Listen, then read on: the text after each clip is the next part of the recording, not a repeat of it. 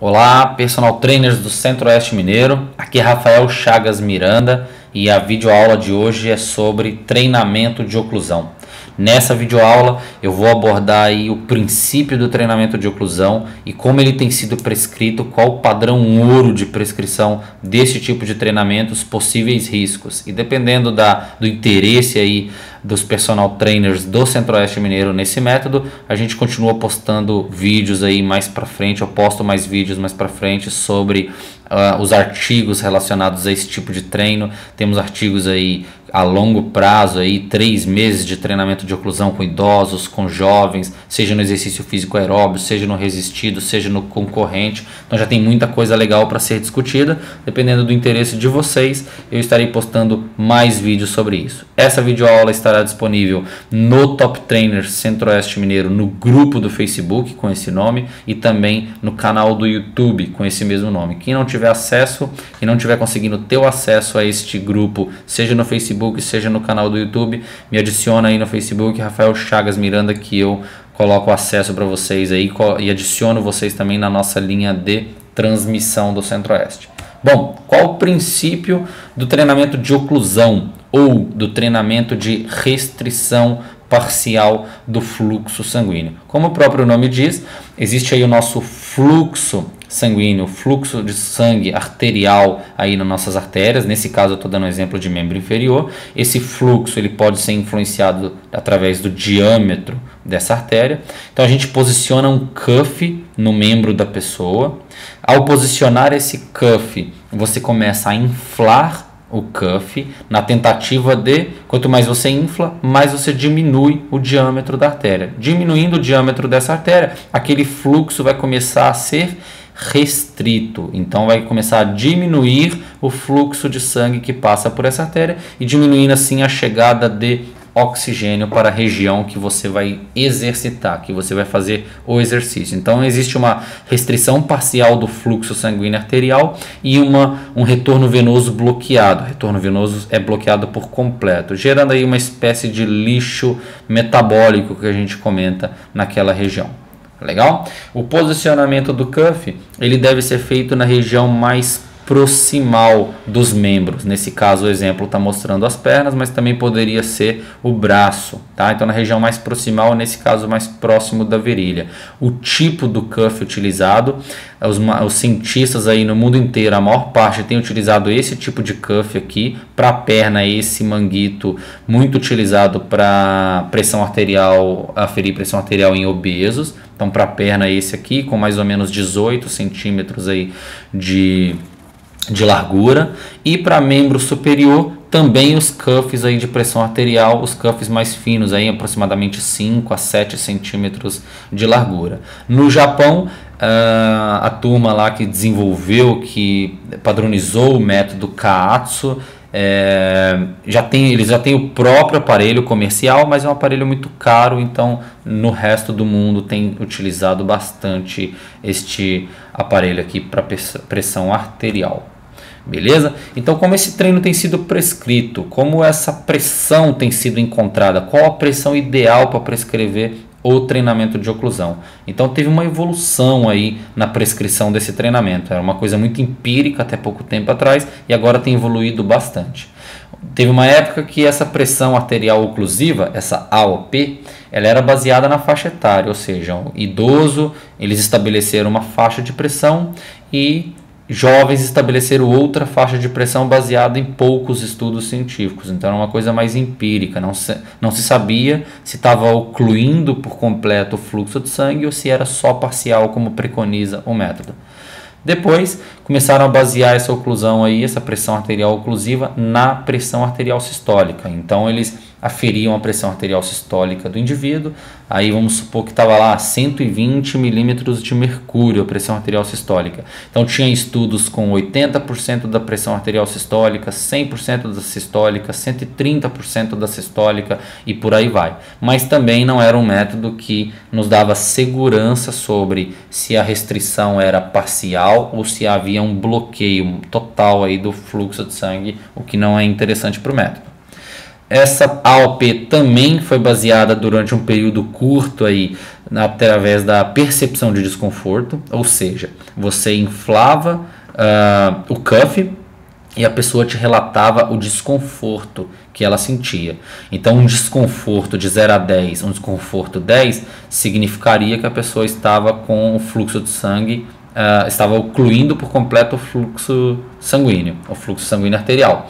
E uma percepção aí de 1 ou 0 significava que não tinha restrição nenhuma de fluxo de sangue, ou seja, não havia nenhuma pressão na perna dela, nada inflando na perna dela. Então, a ideia era prescrever aí em torno de 5 e 7 no desconforto da pessoa, mas um método também empírico e arriscado aí para ser feito na prática, uma vez que a gente não tem controle nenhum e a gente ainda depende da percepção da pessoa. Pode ser uma percepção distorcida e ela pode estar com o fluxo bastante ocluso aí, com porcentagens altas de restrição, e estar com uma percepção baixa dessa restrição. Bom, então o padrão ouro, que é o que interessa para nós aí, de vocês saberem um pouco mais, é baseado na pressão de oclusão total. O que é a pressão de oclusão total ou a pressão máxima de oclusão?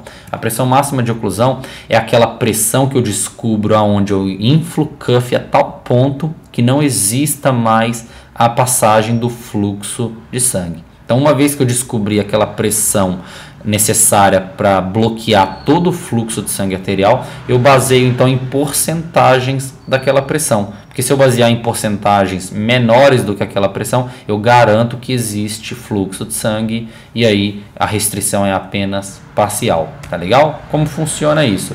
Através desse aparelho Doppler vascular aqui, eu vou, através dessa caneta aqui, que é um transdutor de sinal, o sinal infravermelho aí, ele capta o fluxo de sangue em artérias que você quiser captar. Então, uma artéria muito utilizada aí na região do tornozelo é a artéria tibial posterior.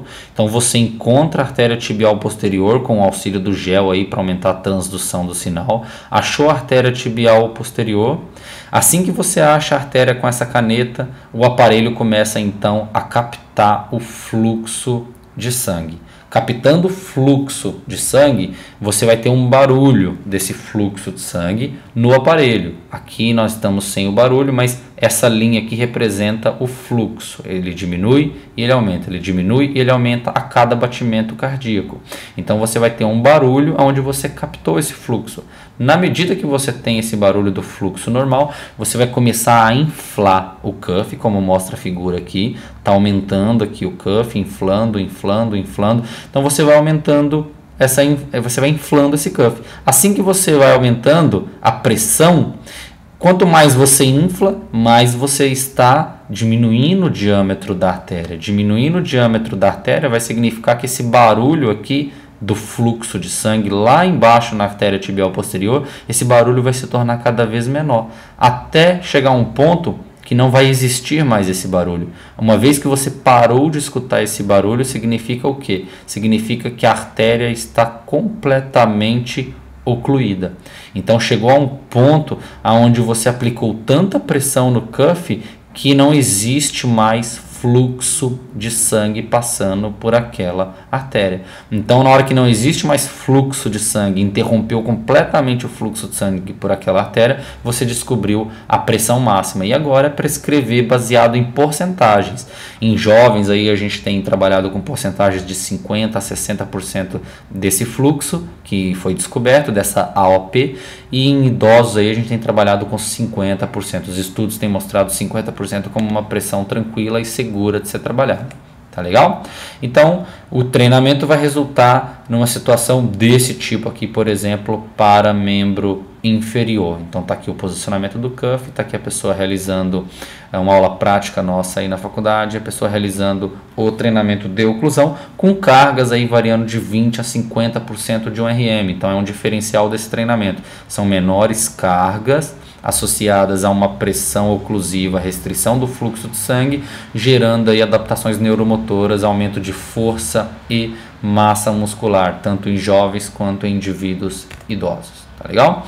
E o que influenciaria então essa pressão de oclusão? Porque para a gente prescrever, a gente tem que saber o que influencia nessa pressão. Será que idade influencia? Será que o fator da circunferência da coxa influencia?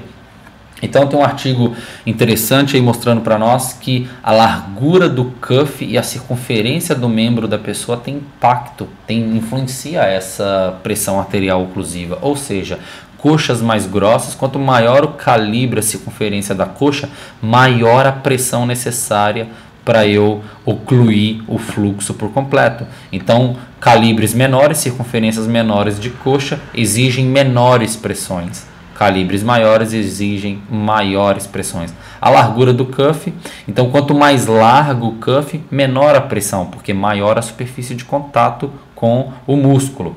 E quanto menor a largura do cuff, maior a pressão necessária para que haja oclusão aí, para que haja restrição parcial do fluxo sanguíneo. Agora, os próximos passos que têm sido delineados aí na literatura como as próximas questões a serem respondidas são: os fatores endoteliais, eles influenciam? Pessoas com diferentes condições aí do endotélio vai influenciar nessa pressão de oclusão arterial? E provavelmente sim. Então já tem pesquisas em andamento, até mesmo no nosso grupo de pesquisa em relação a isso. Periodização, já existe alguma periodização? Ainda não, mas tem periodizações em andamento, periodizações lineares, ondulatórias. A ideia agora é começar, uma vez que o método de fato promove força e massa muscular, a ideia é pesquisar a segurança do método, a forma de prescrever o método e os fatores aí que ainda não são totalmente compreendidos, mas que provavelmente fazem influência na pressão arterial oclusiva.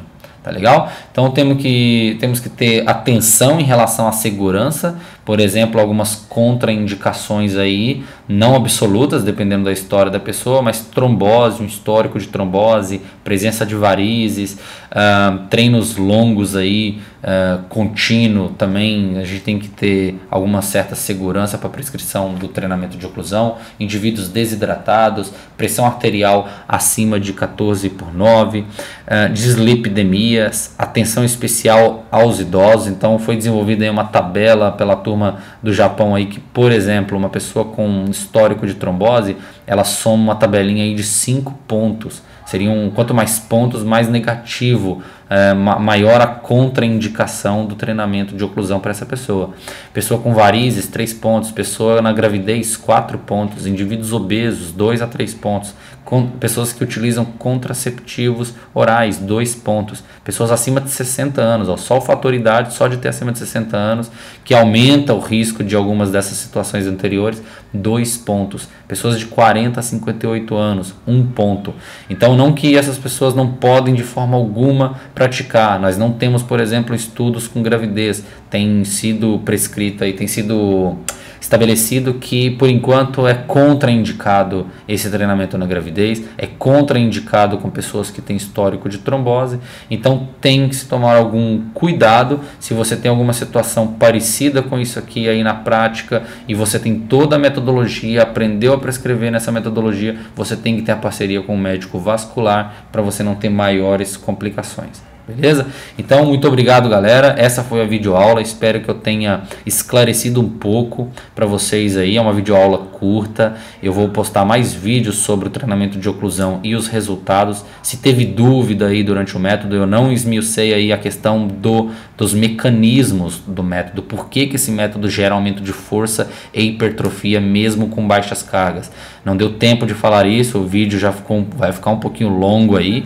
E eu espero que, de repente, aí, se tiver o interesse de vocês, entra aí, dá a curtida aí nas páginas, entra na linha de transmissão, dá uma chacoalhada na situação aí, comenta lá no YouTube, que aí sim eu vejo o interesse, e aí, mediante o interesse de vocês, isso motiva da gente tentar esclarecer o máximo possível esse assunto. Beleza? Então, meu obrigado aí para vocês, uma boa semana.